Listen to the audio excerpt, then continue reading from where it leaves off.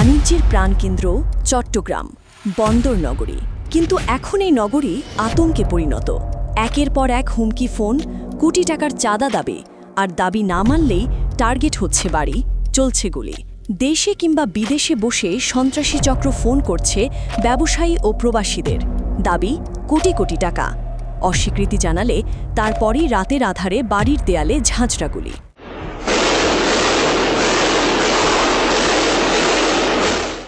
শীর্ষ ব্যবসায়ী ও স্মার্ট গ্রুপের ব্যবস্থাপনা পরিচালক মুজিবুর রহমান অভিযোগ করেছেন, বিদেশ থেকে একটি চক্র 10 কোটি টাকা চাঁদা দাবি করে। টাকা না দেওয়ায় তার বাসভবনে 2 দফা গুলি চালানো হয়। সর্বশেষ পুলিশ পাহারার মধ্যে হামলা চালায় সন্ত্রাসীরা। চট্টগ্রাম মেট্রোপলিটন পুলিশের দক্ষিণ জোনের উপকমিশনার হোসেন মোহাম্মদ কবির ভূঁইয়া জানিয়েছেন, ঘটনায় কয়েকজনকে চিহ্নিত করা হয়েছে। তাদের গ্রেপ্তারে অভিযান শুরু হয়েছে। চান্দগাঁও, বায়জিদ, পাঁচলাইশ, শহরের ভেতর, হাটহাজারী ও রাউজান জেলার এলাকা, সব জায়গায় একই ঘটনা। বিদেশ থেকে ফোন করে কোটি টাকার চাঁদা দাবি, টাকা না দিলে বাসাবাড়িতে গুলি। জায়গা আলাদা কিন্তু কৌশল এক, হুমকি, গুলি আর আতঙ্ক।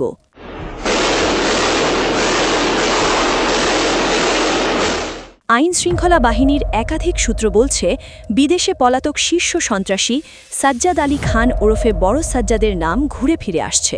অভিযোগ, 2004 সাল থেকে বিদেশে থাকলেও সেখান থেকেই নিয়ন্ত্রণ করছেন আন্ডারওয়ার্ল্ড। তার অনুসারী হিসেবে আলোচিত কারাবন্দী সাজ্জাদ হোসেন ওরফে ছোট সাজ্জাদের বাহিনীর বিরুদ্ধেও রয়েছে একছত্র আধিপত্য বিস্তারের অভিযোগ। এছাড়া বুইশা বাহিনী, রাউজানের রায়হান আলম, মোবারক হোসেন ইমন ও ইসমাইল হোসেন টেম্পুর নামও উঠে আসছে বিভিন্ন ঘটনায়। 2 জানুয়ারি ব্যবসায়ীর বাড়িতে গুলি, 11 ফেব্রুয়ারি রাউজানে প্রবাসীর বাসায় হামলা, 16 ডিসেম্বর চাঁদাবাজির প্রতিবাদে গুলি, 20 আগস্ট হাটহাজারীতে আবাসন ব্যবসায়ীর বাড়িতে হামলা।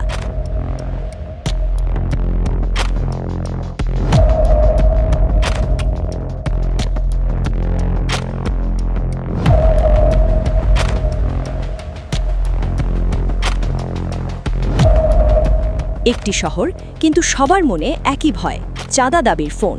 বিদেশে বসে যদি এই চক্র নিয়ন্ত্রণ হয়, তাহলে তাদের নেটওয়ার্ক ভাঙা যাবে কিভাবে?